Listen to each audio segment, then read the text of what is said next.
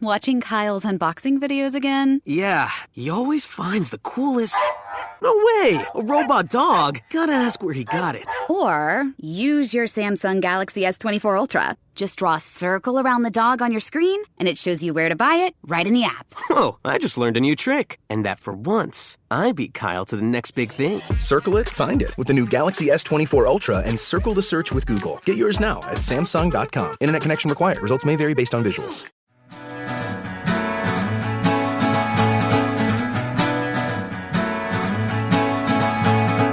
So you married someone older. Yep. He didn't have my problems. Yeah. I was his problem. He was my solution. I had a lot of fear and anger and defensiveness that I was bringing into the dating and relationship process, and it was interfering with loving someone. I think you do have to be friends, and it's hard to be a friend with somebody that's really angry.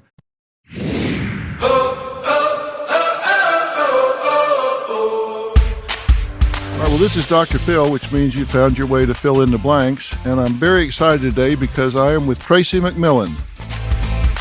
She is an author, she's a television writer, and she is a relationship expert, which comes at a really good time because we have just done a relationship series that I just finished. I called it Relationship Reality Check, subtitled, How Much Fun Are You to Live With? And I'm going to tell you a whole lot more about her in 40 seconds.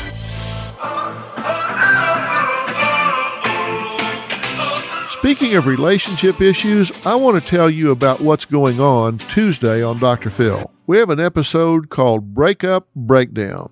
Now, Melanie emailed me saying that her relationship with her 15-year-old daughter, Elena, is strained because Elena is just disobedient, grouchy, and mean since her boyfriend broke up with her. And Elena admits she's miserable and says she's disappointed she didn't do enough to keep him. Then LaTanya emailed me saying she was pursuing her dreams in a big city and everything was going her way until her boyfriend, Randy, cheated and then dumped her. Randy admits he was seeing several women and that he was never LaTanya's boyfriend. He just made her think he was. Tune in. I think you're going to get a lot out of this one. Well, Tracy, thanks for joining us today. I really appreciate it. Thanks for having me.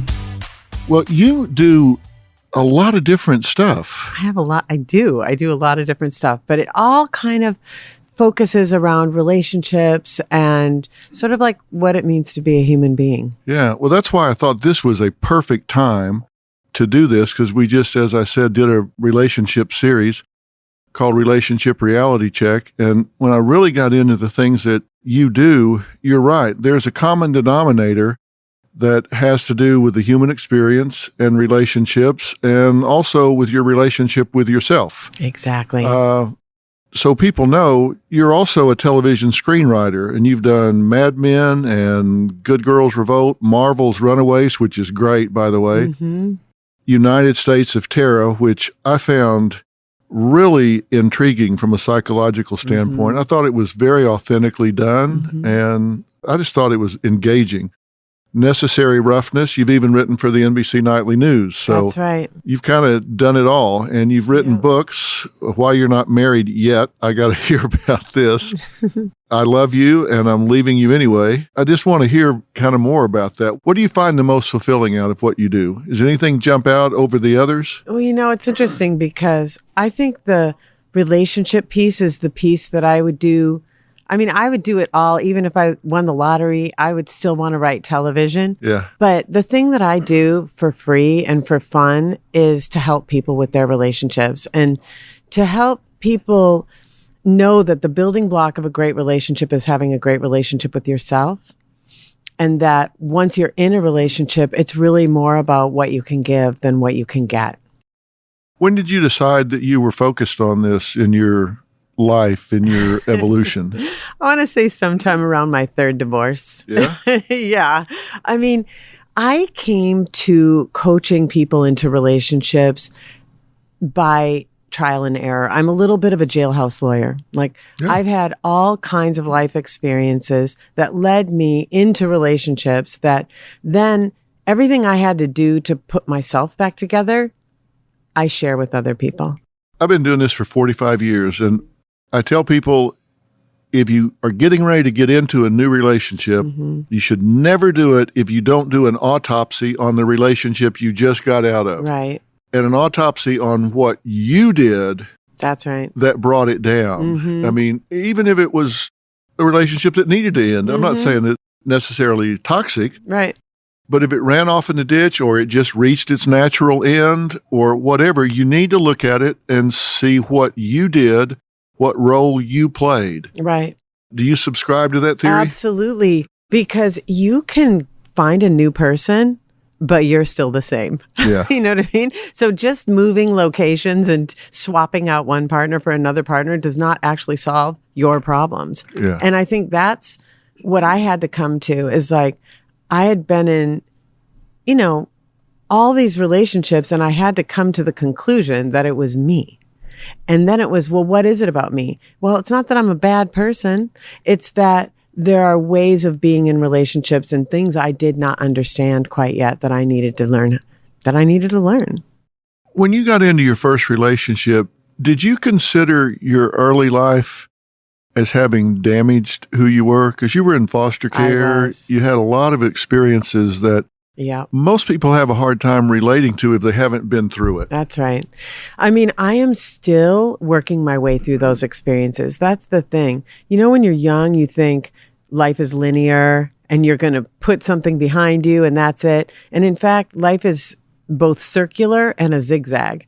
Everything it's like, it's not a straight line. And then everything you experience, you're going to experience it again, except hopefully you're further up the mountain this time. So when I got into my first relationship, no, it never occurred to me. My whole plan was, I'm just going to get away from my childhood and put that behind me and never look back. Yeah. And that's not how it worked. It doesn't work that way. And I knew who to pick. Like I could look around and see, I need somebody from a good family. I needed somebody who was like a solid person. Now I know that would be like securely attached. I would understand that as an attachment thing. He was a great guy, but that didn't mean I had the skills to be in a relationship. And I got married for the first time at 19. Right. And I want people to hear, particularly in looking back, what impact you think it had on you, because you talk about the fact that your mother abandoned you, and that's why I guess you wound up in foster care, of course, but your father was not an exemplary citizen. That's right. Right? He was a pimp and a drug dealer. That's right. And spent a lot of time in prison. Most of my life. Really? Do you have a relationship with him now? Yeah, I do. And interestingly, people have complex stories, and mine's complex. My mother gave me up for the first time at 3 months. I was in foster care until 18 months. And when I got out, I went to live with my dad, and my dad became my mother. And my dad, interesting, is a very kind of solid person in this one way. Now, he was a criminal and he started going to prison and kept going to prison, but he's actually a pretty good primary attachment figure. Right. So what that has done I can very much see how that affected me in my relationships. In fact, men are much more, like I have much more attachment stuff with men than I do with women. Women, I'm really, my mom just gave me up. That was it. I'm more avoidantly attached to women. Yeah. And anxiously attached to men. And you can, and I'm happy to talk a lot about attachment because I think understanding that is crucial to understanding when people are perpetually single, I think oftentimes it goes back to their earliest bonds. Oh, absolutely. And that's attachment. When you get on your own, you said you got married at 19. Yeah. But you were on your own before that, of course. I went to college at 17. So my life I was raised in Minneapolis. So I was in one foster home for 4.5 years, a Lutheran minister, his wife, and their 5 kids. Now they had a huge impact on me. I want to say I married Pastor Carlson, my foster father, who's now passed away. I married him twice. because I knew what a good man was and I knew what a good family was like. The problem for me is that just finding the right person didn't resolve all that trauma that I was bringing in. So I would always feel like, oh, there's something missing here. The glue wouldn't stick. It's like if you're trying to put a Post-it up, but it's got a lot of dust on it. Yeah. And it would just fall right off. I could not stay in those relationships. I could do 5 years, I could do 4 years, but I would always fall off and then start looking for the person who more modeled, the energy of my dad. Now, I didn't find criminals, but I found like my third husband was, rich, white, and went to Harvard. But he delivered me the exact same experience that my dad did. So the important thing is not that I chose someone different. It's that I kept experiencing the same thing over and over. Right. So you married someone older at first. You were 19 Yes. and he was 10 years 26, older. Yep. Mm-hmm. MBA, so accomplished. Yes. Great family. Really good person. And of course, he got married after me to a woman who has my same birthday, by the way. And he's been married to her ever since because he didn't have my problem. Yeah. He didn't have my problems. Yeah. I was his problem. He was my solution, Are you friendly with him? No, not at all. He has great boundaries and I wouldn't encroach on his life in any way. But I'm very grateful for the time we spent together. In fact, so I was 22. I went back to college. It was clear. And then he got transferred again to another city. We were living in Salt Lake City and he got transferred. And I said, we don't have kids. We've been doing this 5 years. I'm almost graduated from college. I think I'll take it from here. And he drove me to the airport and I never saw him again. Really? That was it? Clean break? That was it. Yeah. And then I have the next time I got married was maybe 13 years later and I was pregnant. That's a pretty big gap. It was. I did it. I basically started over. After I left my first marriage, I was 22. I got a college boyfriend. I got my heart broken. I started kind of living like a regular girl of my age. Yeah. And from there, I moved to Portland, Oregon. I started working in TV news. I moved to New York. I was living my sort of Sex in the City dream without the sex because part of my thing is that relationships, I just want to be in that committed relationship. I can't tolerate the uncertainty of like friends with benefits or casual sex. So I would generally get with somebody and stay with them for a long time. And the side effect of that is that I really learned how to identify which people were good bets for long-term committed relationship. And that's really what Why You're Not Married came out of, because I would see all these women around me and I'm like, girl, that dude will never be your husband. Like, do you not see that? And because they were coming from a place of complete trial and error, and I was coming from a place of being a foster child who did not want to be left no matter what. Right. From a woman's standpoint, is it harder today to find a guy that you can feel confident in? You write Why You're Not Married Yet. Mm-hmm. Is it harder today to find somebody that truly is a good 80% candidate that checks the serious value boxes than it was 30 years ago? I mean, possibly. Definitely the marriage rate is going down, but that doesn't mean people aren't getting in relationships. They're just structuring them differently. I want to say people getting married, the marriage piece is an economic thing. There's been a lot of studies on this, that the people who get married at this point are the same people who are buying houses. It's like it has to do with, it's called assortative mating, where people of similar background, similar college education, similar finances and family situations marry each other. And so I think the marriage piece, so you have to take that and put it aside. Now, are people getting into long-term committed relationships? Yes. But here's what I think, Dr. Phil. I think what happens, and I'm going to go back to the attachment piece, is that often the securely attached people choose mates and they're out of the dating pool by 35. Younger, if you're in Kansas City, if you're in New York or LA or San Francisco or one of these places, maybe it's a little older.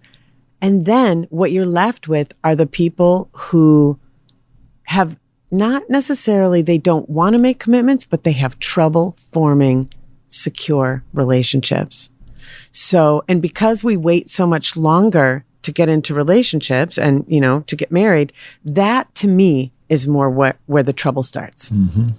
But, I want to say one more thing. That said, I believe that if you want a relationship, somebody wants to have one with you, because a person who is there to love another person and form that kind of relationship is a real value. And I think there are people out there who are looking for that. And it's, I don't know, it's really valuable. So I worry about people that don't marry Mr. or Mrs. Right. They marry Mr. or Mrs. Right now. okay. I mean, whoever's in the window, they feel like, okay, it's time for me to get married. So they just marry whoever's there on a clock. It's like, it's time for me to get married. So whoever's handy now, they do it. Well, I don't know. I think that's probably what marriage has been for the majority of human existence, is like you marry somebody in your basic vicinity, in your village, in your world, because it's time to get married. So I don't actually, and arranged marriages have lots of studies have been done. They're actually very functional, happy relationships because people are not choosing out of their unresolved childhood traumas. Because I often think that where you have the most resonance with somebody, when you get the most excited, that all that is like, oh, hallelujah, you have just met somebody who's going to push every button you have. Yeah. And when you arrange a marriage, you don't get that. You're saying they don't do it based on all of your history, all of your unresolved issues. This is just somebody they pick for you. Who's appropriate. Yeah. In the eyes of your parents, just like your parents picked a school for you and a neighborhood for you. So here's the thing. When you talk about you walk by the window and you see somebody who's appropriate, in a way, I want to call this arranging your own marriage. And I think that if we could culturally support this more and just say, you know what? It does not have to be a romantic dream. It can be a good idea that you are committed to building a life with someone. What is wrong with that? Oh, I can think of 1,000 things that are wrong with that. Well, what you can think of 1,000 things that are wrong with romance marriage. So, well, that's true. But if I'm going to have to pick, I'm damn sure going to pick somebody that lights my fire when I'm with them. I don't want to be with somebody that just is comfortable. Why not, though? But here's what I want to say. It doesn't have to be either or. That's why not. I agree. So I think that the romance marriage cools down, though. But the arranged marriage heats up. No, it doesn't. You go from a different phase of infatuation or falling in love to being in love, but that doesn't mean it cools down. It just transitions. I don't know. I hear what you're saying, and I've been married 43 years. I know. Well, I think there's a bell curve. I think you are in the solid piece of the people who are securely attached, who find it comfortable and can stay hot for 45 years. Then there's the rest of us. So I think you're one piece of the puzzle. And then I think there's the rest of us out here, and I represent that group. I subscribe to the home perm, theory, which is like you're going to do a home perm, and 1/3 of the people are going to have no curl, 1/3 of the people are going to have perfect curls, and 1/3 of the people are going to look like they stuck their finger in a socket. And so, what's good for you?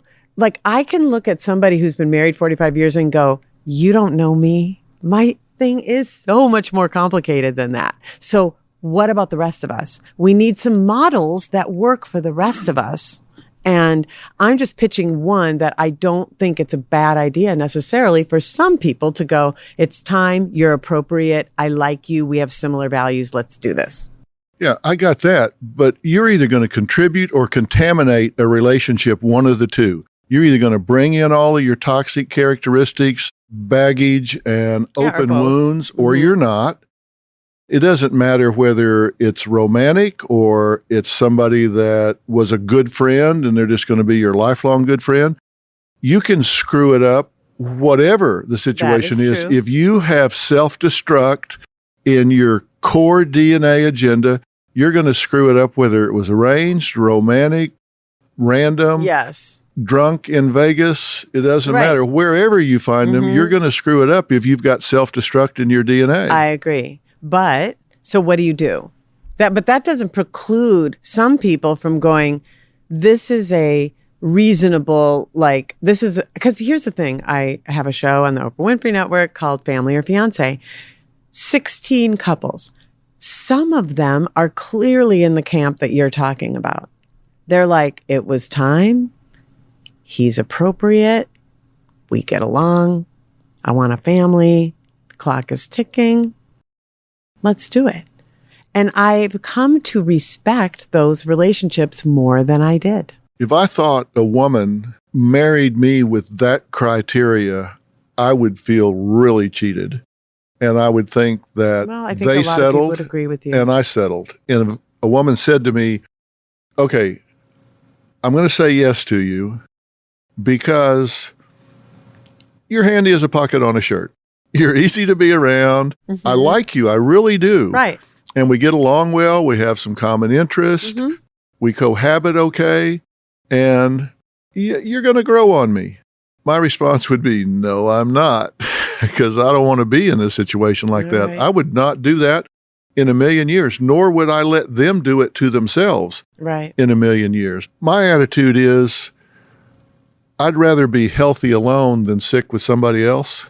And if they're going to sell out and make a deal, then they're going to do it with somebody else. Because if I got to be alone, I figure I'm not a bad person to do it with. Right. I don't have to be in a relationship. I think there are many, many, many people that would agree with you. But here's the thing. There's all these people who don't find that person that you're talking about while they still have eggs. Yeah. So what are they going to do? And then there's all the people who get pregnant accidentally, because that's a time-honored tradition. That's getting pregnant the old-fashioned way, you know. I mean, somebody only invented the pill 50 years ago. It's like we've been people for like 200,000 years. It's not like we've caught up in any way to technology. So you're saying you would marry a best friend? No, I'm saying it should culturally, we should be having a conversation around this, because I feel like we've given people one option. You find somebody that you love, that you're like desperately or like passionately in love with, that you're going to want to have sex with for the next 45 years. By the time you're basically 38, or forget it. And I'm like, we need some more models. We need some more models. So I'm just opening up to the idea that maybe that's valid. That's all. Maybe that's a valid way to go if your story doesn't happen. Because your story is, I got the perfect home perm, and then there's the rest of us. So, because a lot of people get divorced. They find the passionate person, and then it does cool off, you know? Because here's the thing. I don't know. Now, I've been in a lot of relationships. I've been in probably 11 long-term relationships, and that's to say 3 years or more. Yeah, I've been in one, so I don't have a lot. I don't have a lot of data here. I admit. That's what I'm saying. Here's what I've learned. I've learned a lot in those relationships, and sometimes what makes the best sex, if your dad's a pimp and a drug dealer, okay, what is going to be a hot relationship for you, what you are attracted to, may not be what you want to be in a lifetime committed relationship with. Yeah. On the other hand, I always say to people, if your dad, worked at IBM and came home every night at 6:00, like go to Vegas, marry a stranger. You'll probably be okay. It's I think we have a lot of like imprinting and, internal programming that draws us to certain people. And if you have like my type of childhood, you are going to have to go against your programming, which is to say, you are probably not going to be able to go to what you are the most hot for, because what you are most hot for is going to be probably something that's kind of scary. Yeah, I can no tell doubt. you that through my experience, and I'm sure many people in your audience can vouch for that too. Well, not just my audience. You wrote an article in Huffington Post, Yeah. Why You're Not Married. Yes. And it is the most viewed article on Huffington Post ever. It was for like 3 years. Yeah, I mean, obviously it resonated. And this is not something I set out to do. I was basically writing an essay just for myself, because I'm a writer. That's what I do. my point is that a lot of people found that scratched their itch. Yes. It resonated with them. It was something they needed to hear. Yes. And you had more to say about it than you can put in the column inches in Huffington Post, Right. so you wrote the book. Yes.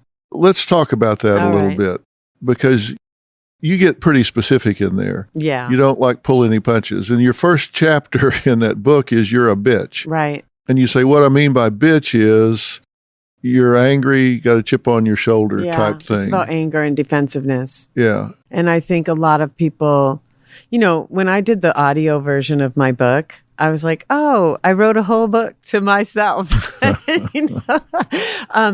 This is all coming from my But that makes it experience. authentic, though. Of course. I think that's Seriously. why it resonated with That's people. right. It was I'm not really authentic. talking down to anybody. I'm saying, No. look, here's what I found out about me. And then is that I had a lot of fear and anger and defensiveness that I was bringing into the dating and relationship process, and it was interfering with loving someone. And I put it across in the sassiest possible way, but I think the part at the end that people didn't really, sometimes they missed, is that a relationship is about practicing love. It's about yoga. I always say relationships are the hardest yoga you will ever do. It's not about getting something from another person.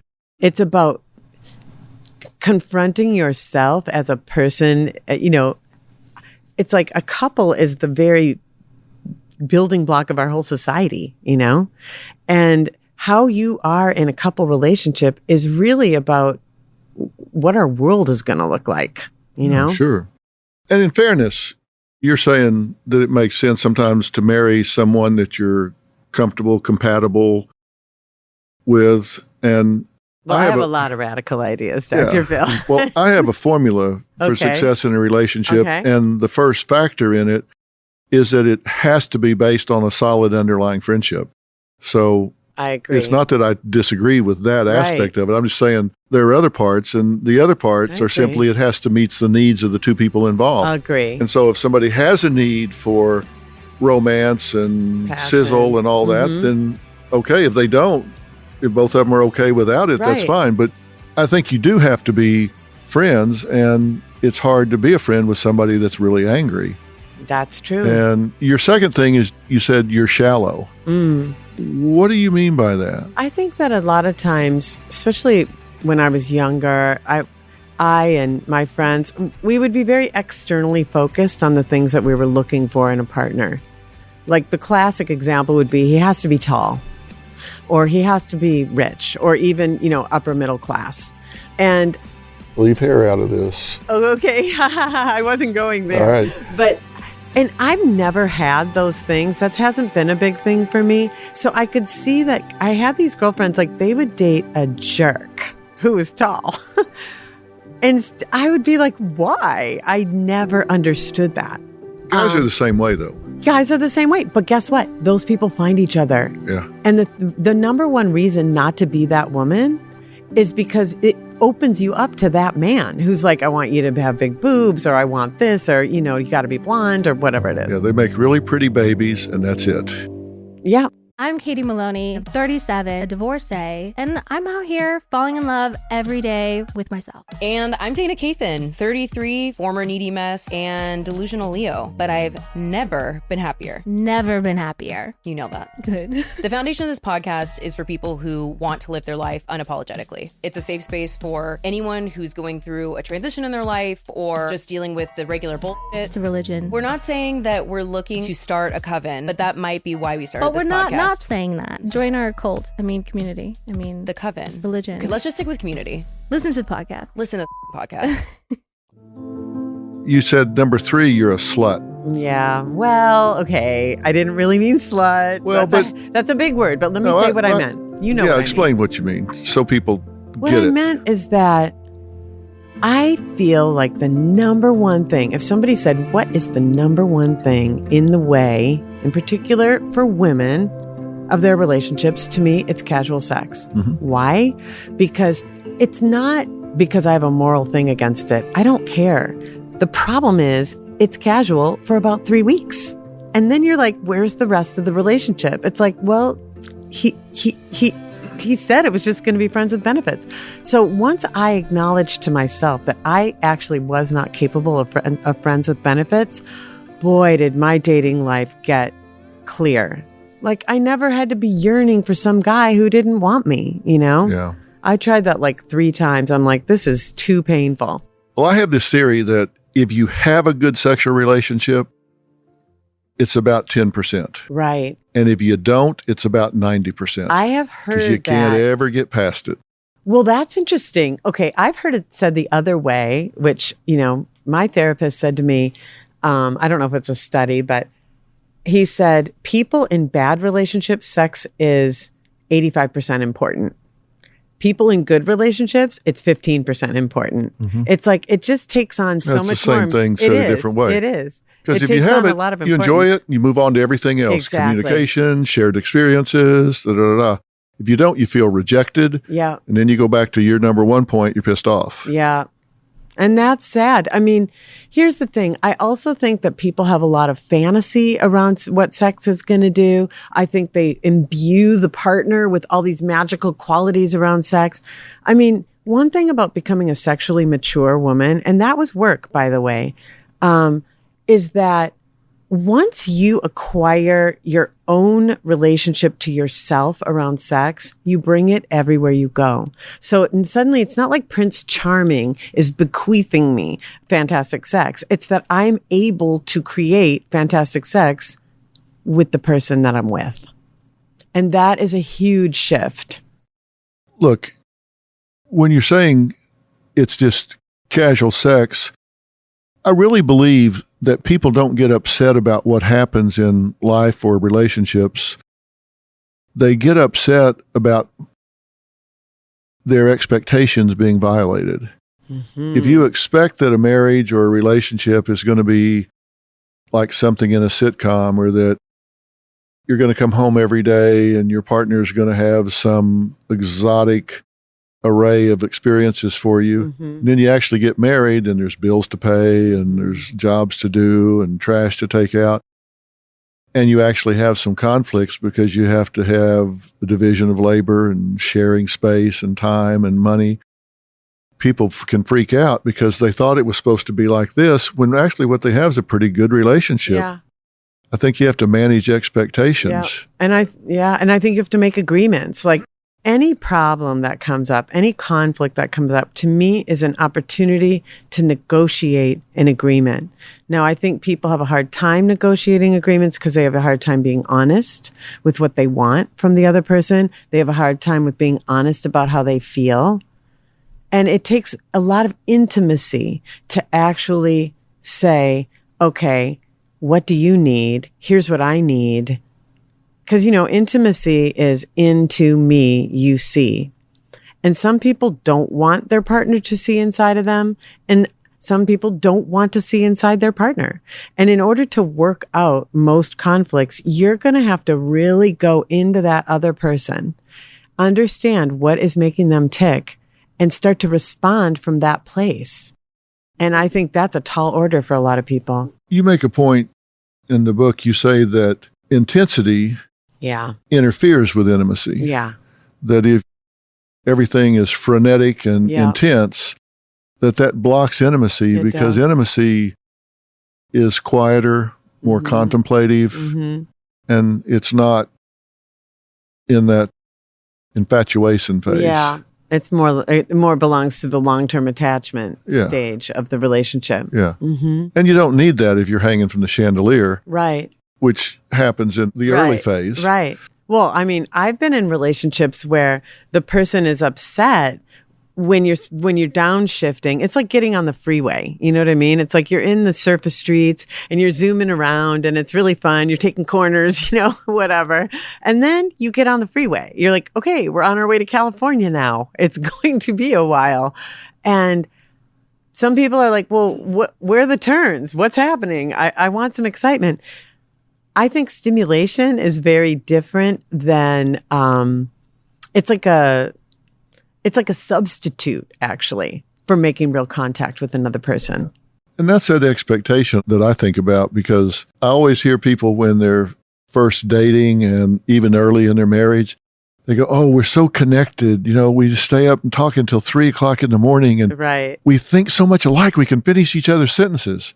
Then a year later, it's stop interrupting me, jerk. Uh-huh. It's like they were finishing my sentence. How Right. cute. Now it's you're interrupting me. I Right. mean, everything starts to shift. Yes. You've got to understand that there are going to be changes. And Yeah. I think it's still, That's normal. it still can be exciting. You can still be in love, but it is different than the infatuation phase. It is very different. And it does. Some people just want infatuation and go from infatuation to infatuation. I say that because I used to be one of those people. Yeah, people do. As soon as it starts going into Yeah. the freeway phase, Yeah. they go, oh, look Never for an mind. exit ramp. Those city miles. You say that women don't get married because they're selfish. And if you've been single for a long time and you're living by yourself in particular, Mm-hmm. isn't that kind of built into the way you have to exist? Maybe. I mean, I think it's true for women and men. I mean, the thing is we are a society that is very me-centered. It's very about independence. And honestly, that sort of, it's almost a religion. You know what I mean? That the self-centeredness, it just interferes with, pair bonding. And I feel like if we had a bigger conversation about what it really means to be in a relationship, that it's really about two people sort of getting into a foxhole together and having each other's back and being in a we, not a me and another me, we'd start to sort of have more reasonable expectations, as you say, of what's going to happen here over the next days, weeks, and months, and years, and decades. In your show on Own, Mm-hmm. you get these people to really ask themselves some hard questions. Yeah, To really do some examination. that's right. What's the main thing you want them to come to grips with? Oh, that's so interesting. You've got 16, right? Yeah. And every one of them has at least one. I mean, here's the difference between season 1 and the continuation of season 1 is that everyone on the show in the second 16 has seen the show, which is to say they know why they're there. They came on with a plan, like we've got this issue and I want to resolve it. And they were really ready to roll up their sleeves and get to work. So that is wonderful. Anytime you see people who are willing to do the work, to confront themselves, to look deep into whatever's going on in their relationships, that takes a lot of courage. And I have so much respect for that process. I mean, different people have different things going on, but I would say a lot of it falls into the category of not knowing how far reaching a commitment really goes. Like you have to choose your partner and put your partner first. It can't be your best friend or your mom or, your job or whatever it is. It has to be your partner. And the more you can do that, the more you are unified, What do you think some of the biggest obstacles are that you see these couples facing? Well, I think one of the classic examples is that they move really fast. They go from dating to marriage in a big hurry. And they're basically still in the swinging from the chandeliers phase. And a lot of times their families are like, slow down. Now, oftentimes what I see, I would say the second big thing is that oftentimes the families have objections to the relationship because they see something that the couple is either unwilling or unable to see. And the family is like, we're seeing it. So when they come on the show, a lot of it, they all come in, they sit down on day 1 and they're all in love and they're super happy about it. They're like, yay. And by the beginning of day 2, they're like, what just happened? Because it's like the process of being confronted by your family just unpacks all your stuff immediately. So, and it's great. If you can go through that process, we find couples that go through a 3-day process, they come out of this much stronger couples, much stronger.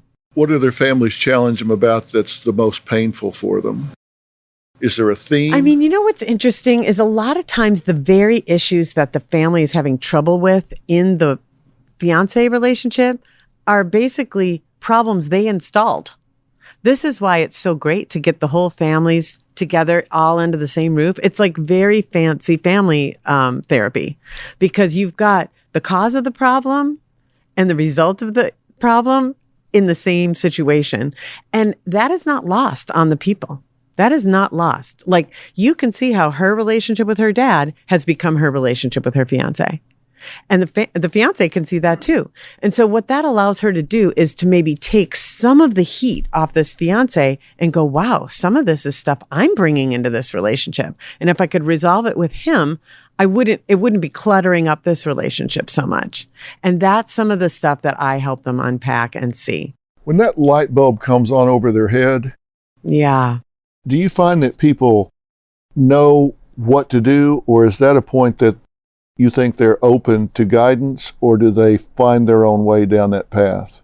I think the very first thing that happens when the light bulb goes off, I've watched it happen so many times. For example, there's an episode 2, where sometimes, I've been to so much therapy in my life, so much couples therapy. And sometimes I'll just get an intuitive hit about what needs to happen, just a connection. So I asked this couple, they were fighting. She was upset.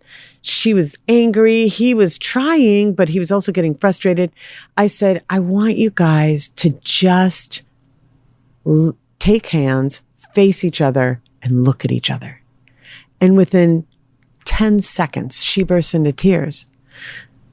The softness that came over her and the softness that came over him, seeing her in her pain, really was the next stage. That was the next move.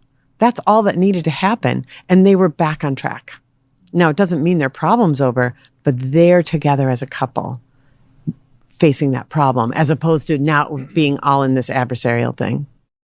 Most of the couples that go through this process stay together, right? I think we're about 70 to 80%. Mm-hmm. What we call a happy ending at Family or Fiance is when the result is in the highest good of everybody involved. And sometimes that means the relationship ends. Oh, tell me. I have couples on Dr. Phil where at the end I say, you people need to get a divorce before dark today. You shouldn't go home together. Right. You should not take the same airplane. Right. You should go separate directions. You leave first and then he can leave after 15 minutes. You should have never gotten married. Wow. It's astounding to me how people sometimes will devote so much emotional energy and so much pain to somebody that they just pretty much married at random. But I can tell you it's because it matches up with a childhood experience. Yeah. And as somebody with a lot of childhood experience, trauma that I couldn't possibly have resolved, it just takes years and a lot of work. I had to be in it to work through it. Yeah. Are you married now? I am not. Do you think you will again? It's interesting. I ended a relationship about 6 months ago of 6 years. And I think the reason I ended it is because I could see that I didn't really want to get married. And it's not that getting married is a goal for me, but if I want to live in my house and you live in your house, there's something missing. And we had done a lot of work on the relationship. There was a lot of willingness there. But in the end, I had to acknowledge to myself, I was basically that guy who's like, why do we have to change anything? Everything's fine. And I could hear myself saying that going, this isn't right. And it wasn't that I just ended the relationship like that. It was more that I could, I sort of, if things aren't like a abusive situation, I actually do not move until I'm sure. I don't get an idea and carry it out. That's what I did when I was younger. But if you know anyone, Dr. Phil, I am open. Well, I was going to say, I have a list here. Do you? Okay. Well, listen, I'm looking for somebody who is secure functioning, is willing to do the work. Yeah. You say that men are way more committed to relationships than women are. I don't know. I think what I said is that, first of all, women file for divorce 70% of the time. And I think in our season, this season of Family or Fiance, the men are much more committed than they were in our first group of episodes. And I think maybe that got a little, but I will say this. Men do not leave the same way women do, okay? And I'm going to give you my theory on that. Why do women file for divorce 70% of the time? I think it's because women who are unhappy in a relationship are much more unhappy than men who are unhappy in a relationship. I think men can compartmentalize. I think they can throw themselves into their work or their sports or their whatever and their hobbies, and they'll be like okay enough to stay. So they tend to not need to go the same way a woman, it feels like desperate and starving and hungry and like, oh, this is so painful when she's unhappy in a relationship over a long period of time. Yeah, that's true of some men. And there's financial aspects of it as well. Mm-hmm. My theory is the only thing worse than being in a bad relationship for a year is being in a bad relationship for a year and 1 day. Wow. Yeah. Well, I mean, here's the thing. I have come to understand or believe that our need to be connected to people is so profound that we will stay in a bad relationship. Some people will even stay in an abusive relationship. Oh, it's the devil you know. I mean, people get there but people don't want to be alone. Not because, a woman needs a fish like needs a man like a fish needs a bicycle or whatever that saying is. I actually think that's a lie. I think actually women need men and men need women. People need people. People need primary attachment relationships. People need to pair bond. And we're not going to talk anybody out of that. So it's really about how do we have better, healthier, more fulfilling relationships. You believe in monogamy? Sure. I mean, I want monogamy. But do I believe, again, I go right to the home perm. There's a bunch of people who they don't really need that. I'm not one of them. You just got to know who you are. Now, I think some people, because I look at a lot of evolutionary biology, like let's imagine that over the course, 20,000 years ago, there was a tribe. And in your tribe of 100 people, you want like 10 guys who go all over the place. And you want 10 guys who really do want to just stay in the village and like make sure everything's going great in the village and hunt for the village and stay with those women. And then you've got 10 women who just want to go all over the place. And you've got a whole bunch of women who don't. So I feel like when people try to just say it's all or nothing, like human beings aren't monogamous. I mean, clearly many human beings are monogamous and some are not.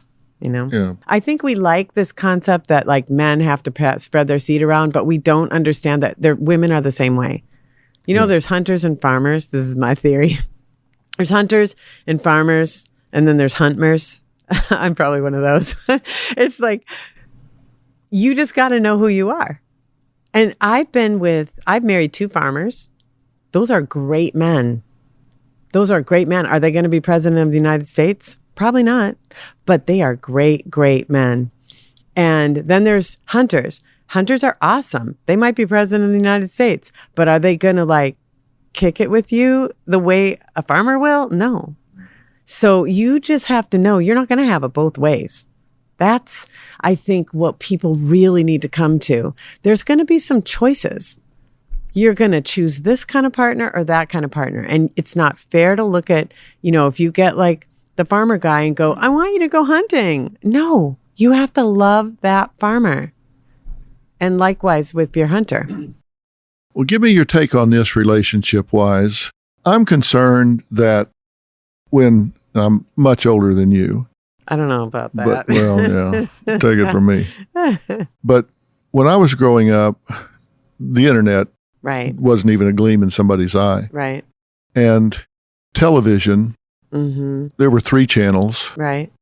Very conservative television. Yeah. I mean, Gunsmoke, I Love Lucy. Lawrence Welk. There was, absolutely nothing provocative on television whatsoever that would lead young people to make their minds wander or go there. Now, I've seen studies where the sexual innuendo in sitcoms or whatever is like 1 every 30 or 45 seconds. Right. What you see visually on network television is very provocative. And we have kids that are going into social media.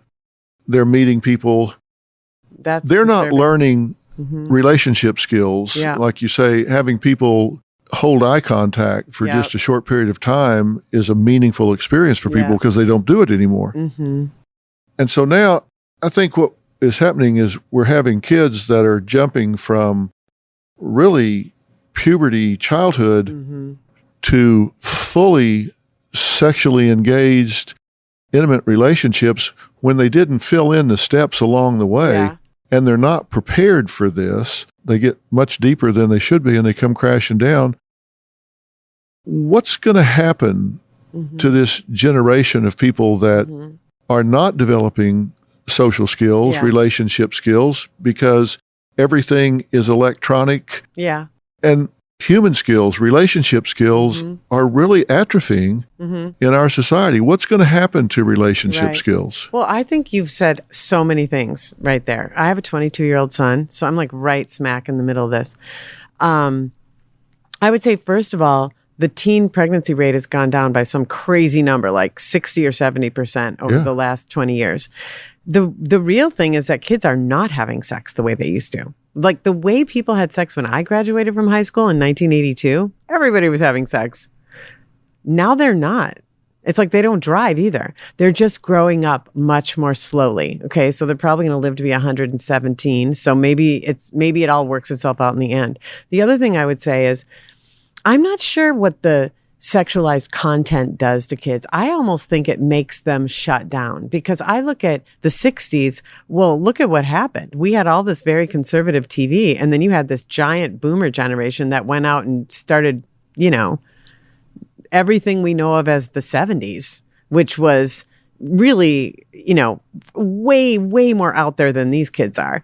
Can I just say, though, I raised a kid in a whole group of kids in Los Angeles, and they were pretty sane. I watched Euphoria the other day. Have you seen it?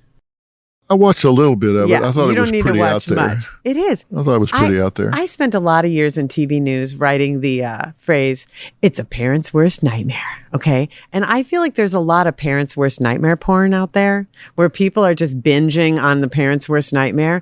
Like, I never heard of this thing. I'm not saying it doesn't happen. I'm saying I don't think that the real problem out there is, anal sex. I don't think that that's what teenagers are doing. I have a son who loves his video games and is in a long-term committed relationship with a young woman. And I feel like this generation is going to get married and settle down because they don't need to do all that stuff that our generation, well, I'm not putting myself in the same generation, but that my generation needed to do. We felt like we needed 20 years of like unfettered, moving to New York City and doing whatever we wanted. And I don't feel like they need that. So I think, yes, there are some kids out there doing whatever, but I actually feel like this generation has an opportunity. I feel like they're more grounded, that there's an opportunity for them to connect more deeply because they're not doing that. Now, the screens are a thing. No question about that.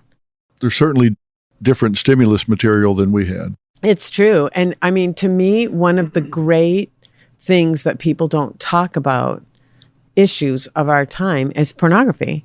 And the fact of the matter is we think we worry about drugs, but most kids are exposed to pornography long before they are exposed to drugs.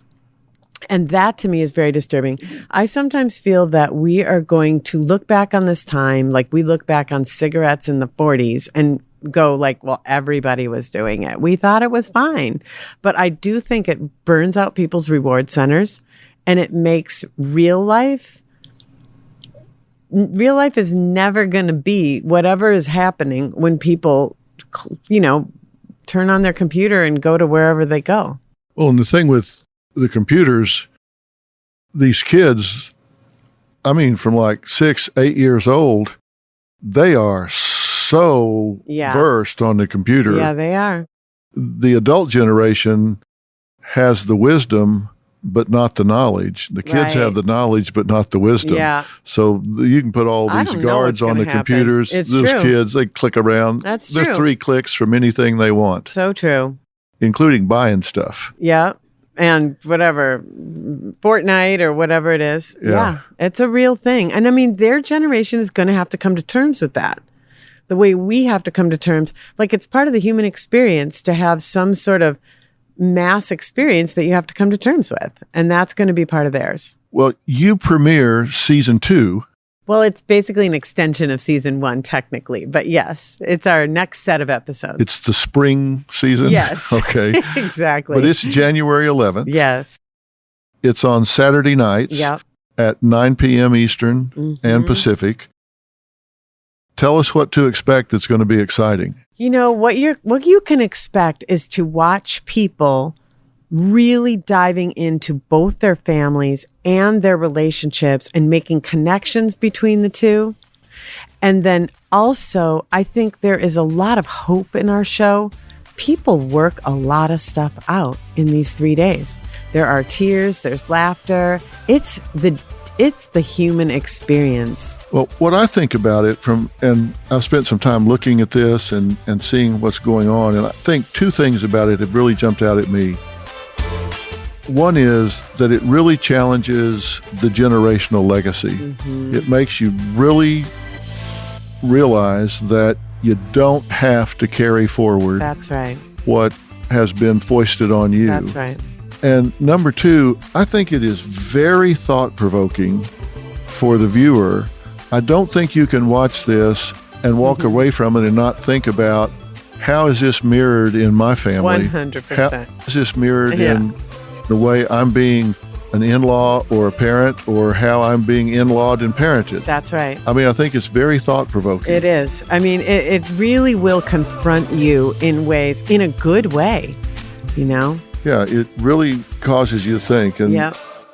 Oprah and I always said in all the shows we've done together, which just on the Oprah show and then other shows we've done together, we've always said what you want to hear is, I never thought of it that way. I think a lot of people watching this are going to say, I never thought of it that way. And that's the money shot right there. That's right. Yes. So, well, congratulations Thank on this you. show. It's a huge success. Thank you. This is one of those things that I think you can honestly say is the highest and best use of television, because it's really family, is. it's relationship, it's marriage, and it's given people a strong takeaway. I hope you're really proud of this. You should be. Thank you. Thanks for coming. Thank you for having me. I appreciate it. Thanks, Dr. Phil.